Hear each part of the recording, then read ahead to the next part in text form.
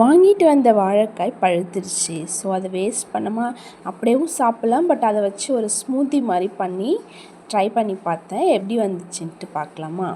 அதில் ஒரு 3 பீஸ் மட்டும் நான் தேவையான அளவுக்கு கட் பண்ணி எடுத்துகிட்டு அதோட தோல்லேருந்து அதை எடுத்துகிட்டு ஜாரில் ஒரு 3 பீஸ் பனானா மட்டும் போட்டுட்டு தேவையான அளவுக்கு பால், காய்ச்சின பால் சேர்த்துருக்கேன். நீங்கள் இன்னும் தேவைனாலும் சேர்த்துக்கலாம். அப்புறம் லைட்டாக சர்க்கரை சேர்த்துருக்கேன். நீங்கள் பனம் வெல்லம் இல்லை நாட்டு சர்க்கரை கூட சேர்த்துக்கலாம். அப்புறம் ஒரு சின்ன ஐஸ் க்யூப் போட்டுட்டு கிரைண்ட் பண்ணி எடுத்தால் ரெடி. எனக்கு அதோட டேஸ்ட் ரொம்ப பிடிச்சி சொல்ல மாட்டேன், ஓகே தான். லைக் அண்ட் சப்ஸ்கிரைப் பண்ணிக்கோங்க. தேங்க்யூ, பாய்.